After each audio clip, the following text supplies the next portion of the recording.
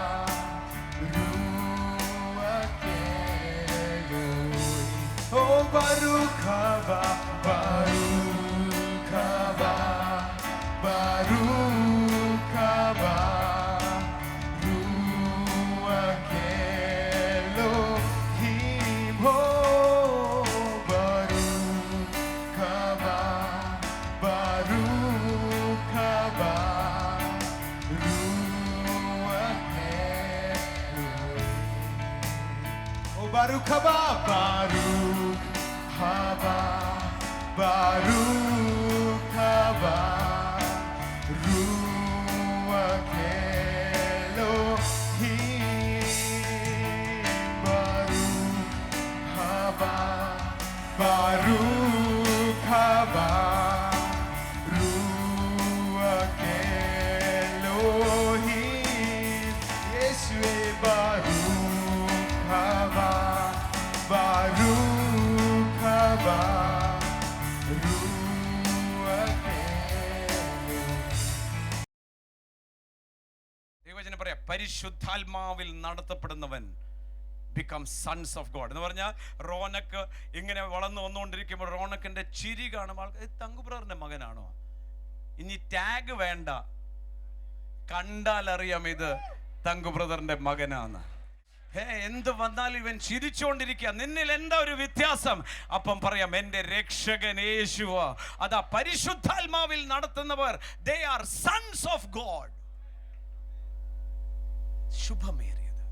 എന്നിട്ട് അതിന്റെ 14-ാം വാക്യത്തിൽ പറയാണ്, വായിച്ചേ.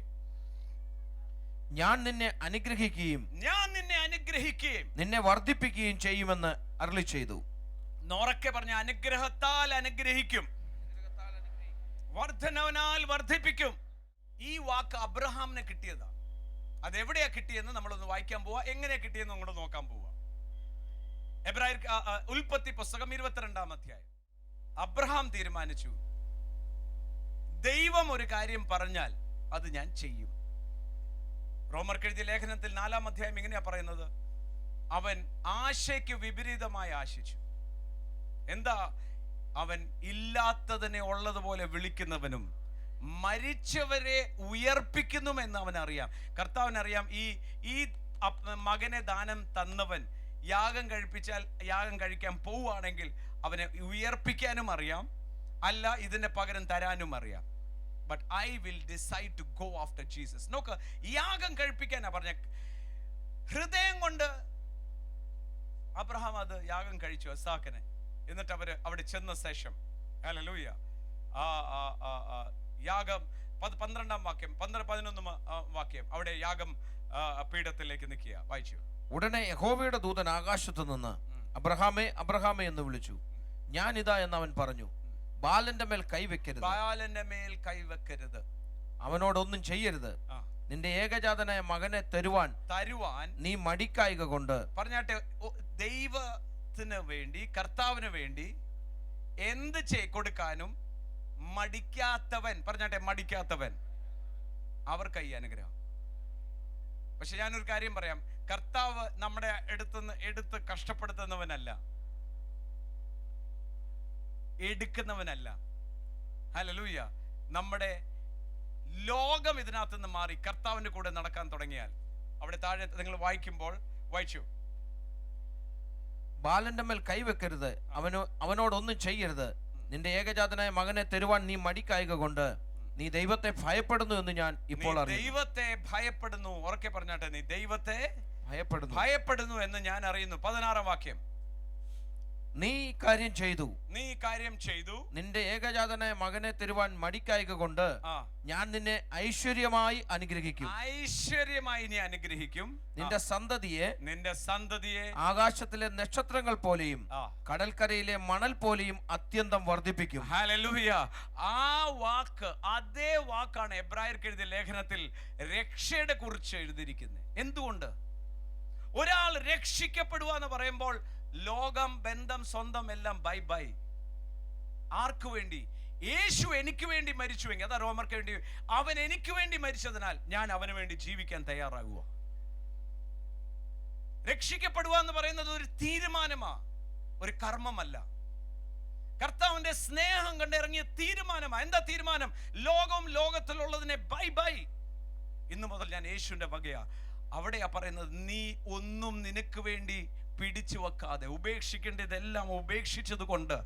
എബ്രായർക്ക് എഴുതിയ ലേഖനം 9 പറയാ, ഞാൻ നിന്നെ അനുഗ്രഹിക്കുന്നു പറയുമ്പോൾ താഴെ 14 വരുമ്പോൾ പറയാ, ഈ അബ്രഹാമിന്റെ അനുഗ്രഹം എടുത്തു പറയാ, ഞാൻ നിന്നെ അനുഗ്രഹത്താൽ അനുഗ്രഹിക്കും, വർധനവനാൽ വർദ്ധിപ്പിക്കും. പ്രിയമുള്ളവരെ, ദൈവം ആർക്കും കടക്കാരനല്ല, ആർക്കും ആർക്കും ആർക്കും ഹല്ലേലൂയ കടപ്പെട്ടിരിക്കുന്നവനല്ല.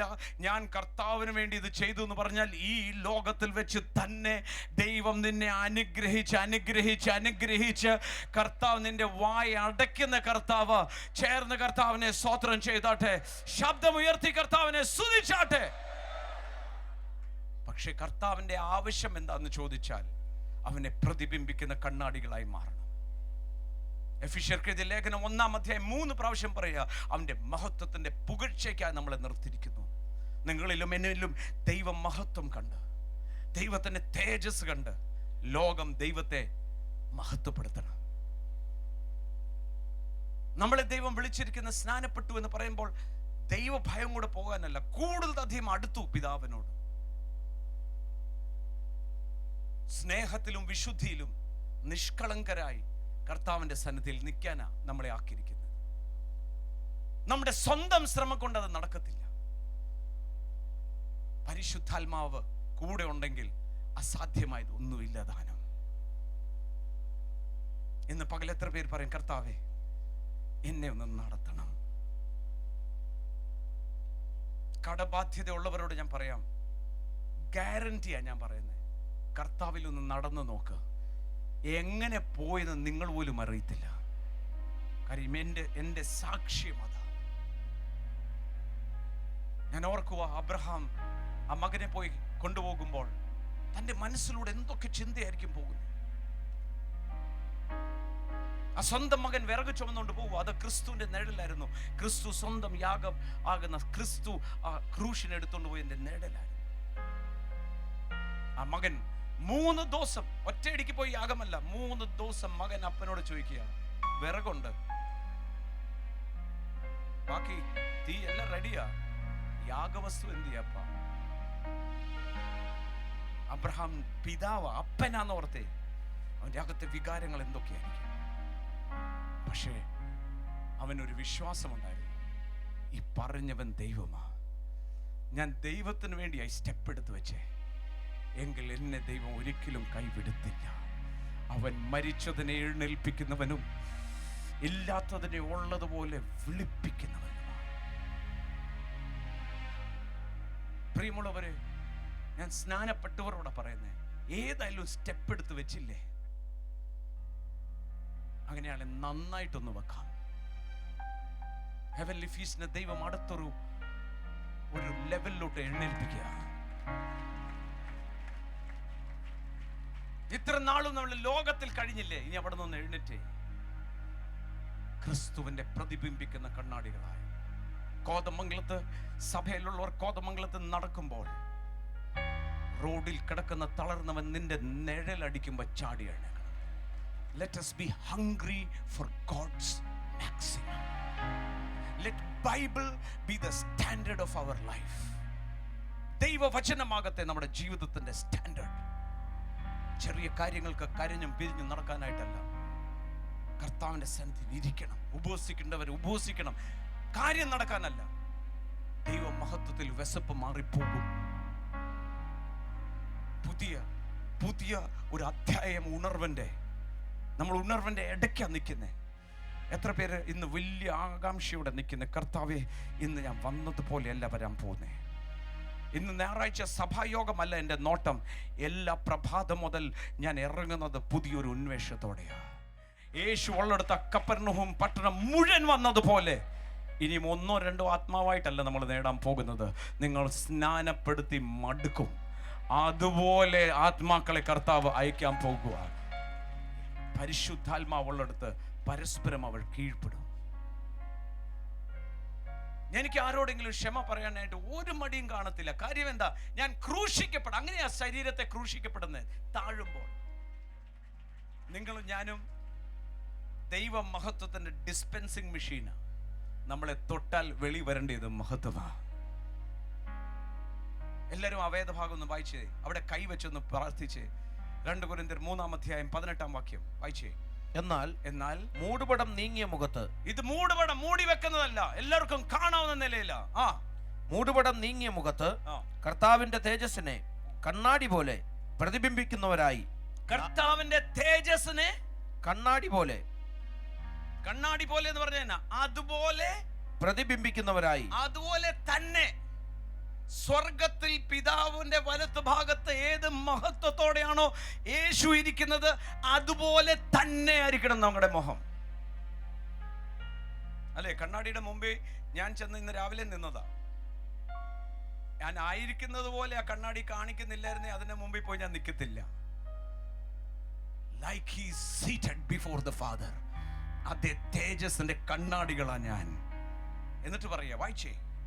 തേജസ്സിന്റെ കണ്ണാടി പോലെ പ്രതിബിംബിക്കുന്നവരായി നാം എല്ലാവരും പറഞ്ഞാട്ടെ, നാം എല്ലാവരും ആത്മാവാകുന്ന കർത്താവിന്റെ ദാനമായി തേജസ്സിന്മേൽ തേജസ് പ്രാപിച്ച് അതേ പ്രതിമയായി രൂപാന്തരപ്പെടുന്നു. ഇത് പറഞ്ഞിട്ട് പറയാ, അതുകൊണ്ട് ഞങ്ങൾക്ക് കരുണ ലഭിച്ചിട്ട് ഈ ശുശ്രൂഷ ഉണ്ടാകിയാൽ. ഈ ശുശ്രൂഷ പറഞ്ഞാട്ടെ, ഈ ശുശ്രൂഷ എന്റേതെന്ന് എല്ലാവരും പറഞ്ഞേ. ഈ ശുശ്രൂഷയാണ് എനിക്ക് വെച്ചിരിക്കുന്നേ.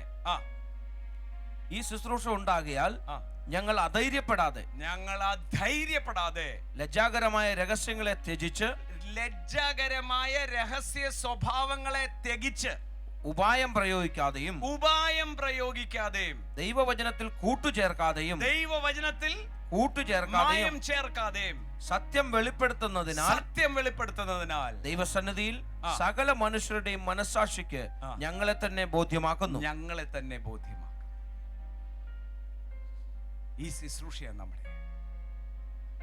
പാപം ചെയ്യരുത്, നിങ്ങളെ തന്നെ സൂക്ഷിക്ക് എന്നൊക്കെ ദൈവവചനത്തിൽ പറയുമ്പോൾ നിന്നെ കീറിക്കളയെന്ന് പറയാനല്ല, ആ വിളിയാലുള്ള ആശയതാ. നീ വെറും മനുഷ്യനെ പോലെ നടക്കാനല്ല, എന്നെ പ്രതിബിംബിക്കുന്ന കണ്ണാടികളായി. കർത്താവിന്റെ സ്നേഹം എത്ര വലുതാ. യേശു ഇങ്ങനെയാ പ്രാർത്ഥിച്ചത്, പിതാവേ നീ എന്നെ സ്നേഹിച്ചതുപോലെ അവരെയും സ്നേഹിക്കുന്നുവെന്ന് ലോകമറിയേണ്ടതിന് ഞാൻ എൻ്റെ മഹത്വം ഞാൻ അവർക്ക് കൊടുക്കുക. ദാരിദ്ര്യത്തിൽ കഴിയുന്നത് ദൈവത്തിന്റെ പ്ലാൻ അല്ല. ഒന്ന് പറഞ്ഞിട്ട്, ഞാൻ ദാരിദ്ര്യത്തിൽ കഴിയുന്നത്, കടബാധ്യതയിൽ കഴിയുന്ന ദൈവത്തിന്റെ ഹിതമല്ല. അപ്പൻ സമർത്ഥനും മകൻ ദാരിദ്ര്യത്തിൽ നടക്കാനോ? നോ. പെട്ടെന്ന് വായിച്ചു. ഇവരെല്ലാവരും വാഗ്ദത്ത നിവൃത്തി പ്രാപിക്കാതെ ആ. ദൂരത്ത് നിന്ന് അത് കണ്ട് അഭിവന്ദിച്ചും ഭൂമിയിൽ തങ്ങൾ അന്യരും പരദേശികളുമെന്ന് ഭൂമിയിൽ അവർ അന്യരും പരദേശികളുമെന്ന് ഒന്ന് ഉറക്കെ പറഞ്ഞിട്ടെ. ഭൂമിയിൽ ഞാൻ അന്യനും പരദേശിയുമാണ് പരദേശി ആ എന്ന് ഏറ്റു പറഞ്ഞുകൊണ്ട് എന്നേറ്റു പറഞ്ഞതുകൊണ്ട് വിശ്വാസത്തിൽ അവർ മരിച്ചു. ഇങ്ങനെ പറയുന്നവർ ഒരു പിതൃദേശം അന്വേഷിക്കുന്നു എന്ന് അവർ കാണുന്നു. എന്നെ അന്വേഷിക്കുന്ന പിതൃദേശം നമ്മൾ ഈ ദേശം തന്നെ എന്താ പറയുന്നത്? മാതൃരാജ്യം അല്ലെ? Mother tongue, mother country. പക്ഷെ നമ്മുടെ ഒറിജിനൽ രാജ്യത്തിന് എന്താ പറയുന്നത്? പിതൃദേശം. എന്നിട്ട് പറയാ അതുകൊണ്ട് അവർ വിട്ടുപോകുന്നതിനെ ഓർക്കുവായിരുന്നെങ്കിൽ മടങ്ങി പോകുവാൻ ഇടയുണ്ടായിരുന്നുവല്ലോ. അബ്രഹാം ഓർക്കുക. എന്തൊരു സമർത്ഥയായിരുന്നു അറിയോ അബ്രഹാം. തന്റെ അപ്പന്റെ ഭവനം, അന്നത്തെ ഊർ എന്ന് പറഞ്ഞ രാജ്യം, ഏറ്റവും ഇന്ന് ആൾക്കാരൊക്കെ അമേരിക്ക പോകാൻ കാംക്ഷിക്കുന്ന പോലെ ഊർ രാജ്യത്തിലേക്ക് പോകാൻ കാംക്ഷിക്കുകയായിരുന്നു. അതുപോലെ സമൃദ്ധിയായ ഭവനത്തിൽ നിന്ന് ബൈ പറഞ്ഞ് ഇറങ്ങിയത്. എന്നാൽ അവരുടെ ഉള്ളിൽ ഒരു കാര്യം അറിയായിരുന്നു. ആ സമൃദ്ധിയെക്കാളും വലുതൊന്നിലോട്ട് അവർ പോയിക്കൊണ്ടിരിക്കുന്നത്. അവിടെ ഇതാ പറയുന്നത്, അവരോ അധികം നല്ലതിനെ പറഞ്ഞട്ടെ. അധികം നല്ലതിനെ നിത്യത അധികം നല്ലതാ. സ്വർഗീയമായത് ഇതിനേക്കാളും നല്ലതാ. അവരോ അധികം നല്ലതിനെ സ്വർഗീയമായതിനെ തന്നെ കാംക്ഷിച്ചിരുന്നു. അതുകൊണ്ട് ആകയാൽ ദൈവം അവരുടെ ദൈവം എന്ന് വിളിക്കപ്പെടുവാൻ ലജ്ജിക്കുന്നില്ല. ലജ്ജിക്കുന്നില്ല. എന്റെ മക്കളാത് കോതമംഗലത്ത്, പെരുമ്പാവൂരില്, ഈ ചുറ്റുവട്ടം എവിടെ നിന്നൊക്കെയാ വന്നിരിക്കുന്നത്. നിങ്ങളെ കണ്ടുകൊണ്ട് കർത്താവ് പറയും, അതെന്റെ മകനാണ്, നീ ധൈര്യത്തോടെ അവിടെ പോയിക്കോ, എന്റെ മകനാണ്, എന്റെ വീടാത്, ഞാൻ അവിടെയാ വസിക്കുന്നത്. നിങ്ങൾ എന്നെ സ്നേഹിക്കുന്നുവെങ്കിൽ ഞങ്ങൾ വന്ന് നിങ്ങളുടെ കൂടെ വസിക്കും. അനുഗ്രഹിക്കപ്പെട്ട ആ സന്ദേശം നമ്മൾ കേട്ടല്ലോ. നിശ്ചയമായിട്ട് നിങ്ങളുടെ ജീവിതത്തിന് ഇത് അനുഗ്രഹമായി എന്ന് എനിക്ക് നല്ല ഉറപ്പാണ്. അപ്പോൾ തന്നെ നമ്മൾ വീണ്ടും ഇന്നും സാക്ഷ്യങ്ങൾ നമ്മൾ കാണാൻ പോവുകയാണ്. വളരെ അത്ഭുതകരമായി കർത്താവ് ജീവിതങ്ങളെ സൗഖ്യമാക്കിയ അത്ഭുത സാക്ഷ്യങ്ങൾ നമ്മൾ കേൾക്കാൻ പോവുകയാണ്. ഈ സാക്ഷ്യവും നിങ്ങൾ പ്രാർത്ഥനയോടെ വേണം കേൾക്കാൻ. കാരണം അവിടെ കൊടുത്ത ആ സൗഖ്യം അത് നമുക്കും അവകാശപ്പെട്ടതാണ്. അതുകൊണ്ട് കർത്താവ് നമ്മുടെ ജീവിതത്തിൽ അത്ഭുതം ചെയ്യും. ആ പ്രതീക്ഷയോടെ വേണം ഇന്ന് ഈ സാക്ഷ്യം കാണുവാൻ. കർത്താവ് അനുഗ്രഹിക്കും. തോമസ് ബ്രദറെ, ഈ അമ്മച്ചി പറഞ്ഞത്, അമ്മച്ചിക്ക് വലത്തെ ചെവിക്ക് കേൾവിക്കുറവുണ്ടായിരുന്നു, കണ്ണിന് കാഴ്ചക്കുറവായിരുന്നു, ശരീരത്തിന് താഴോട്ട് അരയ്ക്ക് കീഴോട്ട് വേദനയായിരുന്നു. ഇന്ന് കർത്താവ് തൊട്ടു, ചെവി തുറന്നു, കണ്ണ് തുറന്നു, കാലിന്റെ വേദന അപ്രത്യക്ഷമായി. അമ്മച്ചി, യേശു തൊട്ടോ? എന്തുവാ സംഭവിച്ചത്? എനിക്ക് എൻ്റെ കാലിന് അര മുഴുവൻ അടിക്ക് താഴോട്ട് മുഴുവൻ തളുപ്പും തളർച്ച വേദനയായിരുന്നു. കട്ട് കഴിപ്പും വേദനയായിരുന്നു. ഇങ്ങനെ നിൽക്കാൻ പോലും എനിക്ക് പാടില്ലായിരുന്നു. കാലിൻ്റെ പാദം വരെ പൊട്ടിപ്പൊളിഞ്ഞ് പോകാൻ തുടങ്ങുമായിരുന്നു. ഇപ്പം എനിക്ക് നിൽക്കാം, എന്തോരത്തിലും നേരം വേണമെങ്കിലും എനിക്ക് നിൽക്കാം.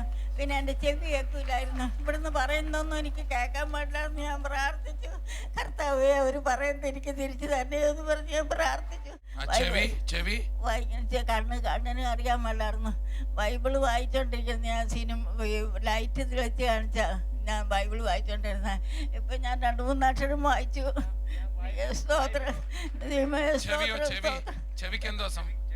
ചെവിക്കകത്ത് വേദനയാക്കി, ചെവി കേൾക്കൂല, ശബ്ദം എനിക്ക് പറയുന്നത് എനിക്ക് എന്നാണെന്ന് തിരിഞ്ഞ് കേൾക്കൂല. ഡോക്ടർ പറഞ്ഞ് ചെവി കഴുകണമെന്ന് പറഞ്ഞ്, കണ്ണ് ഓപ്പറേഷൻ ചെയ്യണമെന്ന് പറഞ്ഞ്, എന്നിട്ട് ഞാൻ പോയില്ല, ഓപ്പറേഷൻ ചെയ്യാൻ പോയില്ല. ചെവി ഇപ്പോഴാണ് ഇവിടെ ഈ പ്രാർത്ഥനയുടെ കാര്യം ഞാൻ അറിയാൻ. ഞാൻ കൂട്ടമ്പുഴയാണ് അവൻ്റെ വീട്. ഞാൻ അവിടുന്ന് പ്രാർത്ഥനയ്ക്കായിട്ട് വന്നതാണ്. ഇപ്പം എനിക്ക് എൻ്റെ കാലിൻ്റെ വേദനയ്ക്ക് കുറവുണ്ട്. എനിക്ക് നിൽക്കാൻ പാടില്ല. ചെവിക്ക് ഇവിടുന്ന് പറയുന്നത് പിന്നെ അവസാനമായപ്പോൾ ഞാൻ പ്രാർത്ഥിച്ചപ്പോൾ എനിക്ക് കേട്ടു. ഇവിടുന്ന് പറയുന്ന പാട്ട് ഞാൻ കേട്ടു. കണ്ണിന് 2-3 അക്ഷരം ഞാൻ വായിച്ചു, ലൈറ്റ് ഇല്ലാതെ. ലൈറ്റ് വെച്ചാ വായിച്ചോണ്ടിരുന്നത്, ഇപ്പൊ ലൈറ്റ് ഇല്ലാതെ വായിക്കാൻ തുടങ്ങി. വായിക്കാം. അമ്മച്ചി അവിടുന്ന് എന്റെ യേശുവേ എന്റെ ചെവി ഒന്ന് തുടർന്നേ എന്ന് പ്രാർത്ഥിച്ചപ്പോ യേശു അമ്മച്ചിയെ തൊട്ടിട്ടാ പോയത്. ഇങ്ങനത്തെ സാക്ഷ്യം കേൾക്കുമ്പം തങ്കുബ്രദർ സാറിന് പറയണ്ട, കുഞ്ഞുങ്ങൾ സാക്ഷ്യം അതുപോലെ ഒരു കുഞ്ഞുങ്ങൾ പറയുന്ന പോലെ ഈ സാക്ഷ്യം കേൾക്കുമ്പോ ഉറപ്പാണ് യേശു തമ്പുരാൻ വേണ്ടിയവർക്കൊക്കെ തൊടാവുന്ന പോലെ കോതമംഗലത്ത് ഇറങ്ങി നിൽപ്പുണ്ട്. വേണ്ടിയവർക്കൊക്കെ തൊടാവുന്ന പോലെ. ഹല്ലേലൂയ. എത്ര അനുഗ്രഹിക്കപ്പെട്ട സന്ദേശം, എത്ര അത്ഭുതകരമായ സാക്ഷ്യം നമ്മൾ കേൾക്കുകയും കാണുകയും ചെയ്തു. പ്രിയപ്പെട്ടവരെ, എനിക്ക് നല്ല ഉറപ്പുണ്ട് നിങ്ങളുടെ ജീവിതത്തിന് ഇത് വലിയൊരു അനുഗ്രഹമായി, ജീവിതത്തിൽ വലിയൊരു വ്യത്യാസം വരുത്തുവാൻ കർത്താവ് ഈ സന്ദേശത്തിലൂടെയും സാക്ഷ്യത്തിലൂടെയും ഇടയാക്കിയെന്ന് എനിക്ക് നല്ല ഉറപ്പുണ്ട്. അതുകൊണ്ട് നമ്മളിന്ന് പ്രാർത്ഥിക്കാൻ പോവുക. രോഗികൾ ഇന്ന് എന്നെ കേൾക്കുന്നു, വളരെ പ്രയാസപ്പെട്ട് ഭാരപ്പെട്ട് നിൽക്കുന്ന വ്യക്തികൾ എന്നെ കേൾക്കുന്നു. നിങ്ങൾക്ക് വേണ്ടി കർത്താവ് അത്ഭുതം ചെയ്യും. വിദേശ രാജ്യത്തെ ജോലിക്ക് വേണ്ടിയിട്ട് വഴിയും വാതിലും തുറക്കാതെ, പല വാതിലുകൾ മുട്ടിയിട്ടും വാതിലുകൾ തുറക്കാതെ, ഒരു വാതിലും തുറക്കാതെ വളരെ പ്രയാസപ്പെടുന്ന വ്യക്തികൾ ഇന്ന് എന്നെ കേൾക്കുന്നുണ്ട്. നിങ്ങൾക്ക് വേണ്ടി വീസായും ആ ജോലിയുടെ കോൾ ലെറ്ററും ഒക്കെ കർത്താവ് തരും. അപ്പോൾ തന്നെ ഉന്നത വിദ്യാഭ്യാസത്തിന് ആഗ്രഹിച്ചിട്ട് അതിന് പ്രവേശനം ലഭിക്കാതെ കുഞ്ഞുങ്ങൾ ഭാരപ്പെടുന്നുണ്ട്. അതിനുവേണ്ടി പ്രാർത്ഥിക്കാം. വിദേശത്തൊക്കെ പോയി പഠിക്കാനൊക്കെ പിള്ളേർ ആഗ്രഹിക്കുന്നു. കർത്താവ് നിങ്ങൾക്ക് വേണ്ടി അത്ഭുത വഴികളെ തുറക്കും. ഇന്ന് കേട്ട സന്ദേശവും അങ്ങനെ തന്നെയാണല്ലോ. അനുഗ്രഹം നമുക്ക് വേണ്ടി ക്രിസ്തുയേശു മുഖാന്തരം കർത്താവ് ഒരുക്കിയിരിക്കുന്നുവെന്നല്ലേ? ആ വചനത്തെ നമുക്കൊന്ന് മുറുകെ പിടിക്കാം. ഇന്ന് നമുക്ക് പ്രതീക്ഷയോടെ കർത്താവിൻ്റെ സന്നിധിയിൽ പോകാം. ഹല്ലേലൂയ, സ്തോത്രം. നമുക്കൊരു നിമിഷം ആ കണ്ണുകളെ ഒന്ന് അടയ്ക്കാം, പ്രാർത്ഥിക്കാം. പിതാവേ, ഞങ്ങൾ അങ്ങേ സ്തുതിക്കുന്നു. യേശുക്രിസ്തുവിൻ്റെ നാമത്തിൽ കർത്താവേ, പുതിയ ജോലിക്ക് വേണ്ടി ആഗ്രഹിക്കുന്നവർക്ക് വേണ്ടി പ്രാർത്ഥിക്കുന്നു. യേശുവിൻ്റെ നാമത്തിൽ ജോലിയുടെ വാതിലുകൾ തുറക്കപ്പെടട്ടെ. അനുഗ്രഹിക്കപ്പെട്ട ജോലി പ്രിയ മക്കൾക്ക് ലഭിക്കട്ടെ. വിദ്യാഭ്യാസത്തിന് വേണ്ടി ആഗ്രഹിക്കുന്ന കുഞ്ഞുങ്ങൾക്ക് വേണ്ടി പ്രാർത്ഥിക്കുന്നു. അത്ഭുതകരമായ വാതിലുകൾ യേശുവിൻ്റെ നാമത്തിൽ തുറക്കപ്പെടട്ടെ. ഇപ്പോൾ തന്നെ കുഞ്ഞുങ്ങളുടെ ഭാവി അനുഗ്രഹിക്കപ്പെടട്ടെ. കർത്താവെ, ഞങ്ങൾ ഒരു മനസ്സോടെ ആ രോഗികൾക്ക് വേണ്ടി പ്രാർത്ഥിക്കുന്നു. തളർന്നിരിക്കുന്നവരുടെ മേൽ കർത്താവിൻ്റെ പുതുബലം ഈ നിമിഷം തന്നെ പകരണം. യേശുവിൻ്റെ നാമത്തിൽ ഞാൻ പ്രാർത്ഥിക്കുക. നാഡീ ഞരമ്പുകൾ ബലം പ്രാപിക്കട്ടെ, മസിലുകൾ ബലം പ്രാപിക്കട്ടെ, കൈകാലുകൾക്ക് ശക്തി ലഭിക്കട്ടെ. അവർ ഇപ്പോൾ തന്നെ ചാടി എഴുന്നേൽക്കട്ടെ. യേശുവിൻ്റെ നാമത്തിൽ ചാടി എഴുന്നേൽക്കാൻ ഞാൻ കൽപ്പിക്കുകയാണ്. ഇപ്പോൾ തന്നെ അത്ഭുത സൗഖ്യമുണ്ടാകട്ടെ. Yes, hallelujah. അത്ഭുതം നടന്നു കഴിഞ്ഞു. ചില ഭവനങ്ങളിൽ ഹല്ലേലൂയ വ്യക്തികൾ തളർന്നവർ എഴുന്നേൽക്കുന്നത് എൻ്റെ ആത്മാവിൽ എനിക്ക് കാണുവാൻ കഴിയുന്നുണ്ട്. ഞാനത് വിശ്വാസത്താൽ കാണുകയാ. എൻ്റെ കർത്താവെ, നന്ദിയോടെ സ്തോത്രം ചെയ്യുന്നു. അത്ഭുത സൗഖ്യം നൽകിയതിനായി നന്ദി. Thank you Lord, thank you Jesus. Cancer രോഗികളെ അവിടുന്ന് സൗഖ്യമാക്കിയതിനായി നന്ദി. ഹല്ലേലൂയ, സ്തോത്രം. ട്യൂബർകുലോസിസ് രോഗം ബാധിച്ച്, ക്ഷയരോഗം ബാധിച്ച ഒരു വ്യക്തി വളരെ പ്രയാസപ്പെട്ട് എന്നെ കേൾക്കുന്നുണ്ട്. ശരീരമാകെ മെലിഞ്ഞുണങ്ങി വളരെ പ്രയാസപ്പെട്ട് ശാരീരികമായിട്ട് ബലം നഷ്ടപ്പെട്ട ഒരു വ്യക്തി. ഹല്ലേലൂയ, പല മരുന്നുകൾ കഴിച്ച് ചികിത്സിച്ചിട്ടും സൗഖ്യം വരാതെ പ്രയാസപ്പെടുന്നു. യേശുവിൻ്റെ നാമത്തിൽ ആ ക്ഷയരോഗത്തെ ഞാൻ ശാസിച്ച് പുറത്താക്കുന്നു. ഇപ്പോൾ തന്നെ അത്ഭുത സൗഖ്യമുണ്ടാകട്ടെ. കുടലുകളിൽ വ്രണങ്ങളായിട്ട് ക്യാൻസർ ബാധിച്ച് കുടലിനകത്ത് തടിപ്പും മുഴയും വ്രണവും ആയിട്ട് വളരെ പ്രയാസപ്പെടുന്ന, കുടൽ തമ്മിൽ ഒട്ടിപ്പോകുന്ന പ്രയാസം അനുഭവിക്കുന്ന ഒരു വ്യക്തി തന്നെ കേൾക്കുന്നുണ്ട്. യേശുവിൻ്റെ നാമത്തിൽ ഇപ്പോൾ തന്നെ വ്രണം അപ്രത്യക്ഷമായി പോകട്ടെ. ക്യാൻസർ സൗഖ്യമാകട്ടെ. യേശുവിൻ്റെ നാമത്തിൽ ആ ഒട്ടിപ്പോയ കുടലുകൾ വേർപെട്ട് വരട്ടെ. യേശുവിൻ്റെ നാമത്തിൽ പുതിയ കുടൽ അവിടെ സൃഷ്ടിക്കപ്പെടട്ടെ. ഞാൻ കൽപ്പിക്കുക യേശുവിൻ്റെ നാമത്തിൽ. പിതാവെ, നന്ദി പറയുന്നു. അത്ഭുത സൗഖ്യം, അത്ഭുത വിടുതൽ പ്രിയ മക്കൾക്ക് നൽകിയതിനായി നന്ദിയോടെ സ്തോത്രം. ആ സാക്ഷ്യം ഞങ്ങളെ കേൾപ്പിക്കാൻ പോകുന്നതിനായി നന്ദിയോടെ സ്തോത്രം കർത്താവേ. ഹല്ലേലൂയ. പിതാവെ, പ്രാർത്ഥന കേട്ടതിനായി നന്ദി. എല്ലാം എൻ്റെ യേശുവിൻ്റെ നാമം മഹത്വപ്പെടേണ്ടതിനായി തന്നെ. ആമേൻ, ആമേൻ. ഹല്ലേലൂയ. ചെക്ക് ചെയ്തോ? ചാടി എഴുന്നേറ്റോ? ഹല്ലേലൂയ, സ്തോത്രം. നിങ്ങൾ ആ ചുവട് വയ്ക്കുമ്പോൾ യേശുവിന് വേണം നന്ദി പറയുവാൻ. എൻ്റെ കർത്താവ് നിങ്ങളുടെ കരം പിടിച്ചിട്ടുണ്ട്. അവൻ ഒരു നാളും കൈവിടുകയില്ല, ഉപേക്ഷിക്കുകയുമില്ല. അതുകൊണ്ട് സൗഖ്യം ലഭിച്ചവർ ഇനി കാണുന്ന നമ്പറിൽ ഞങ്ങളെ വിളിച്ചറിയിക്കണം. അപ്പോൾ തന്നെ നിങ്ങൾക്ക് തുടർന്നും എന്തെങ്കിലും പ്രാർത്ഥനാ സഹായം ആവശ്യമുണ്ടെങ്കിൽ ഈ നമ്പറിൽ വിളിക്കാൻ മടിക്കരുത്. നമുക്ക് നാളെ വീണ്ടും കാണാം. നാളെ ഇതേ ചാനലിൽ ഇതേ സമയത്ത് നമുക്ക് വീണ്ടും കാണാം. അതുവരെയും കർത്താവ് നിങ്ങളെ ഓരോരുത്തരെയും തൻ്റെ കൃപയിൽ സൂക്ഷിക്കട്ടെ. നിങ്ങളെ എല്ലാവരെയും ഞാൻ യേശു ക്രിസ്തുവിൻ്റെ നാമത്തിൽ അനുഗ്രഹിക്കുന്നു.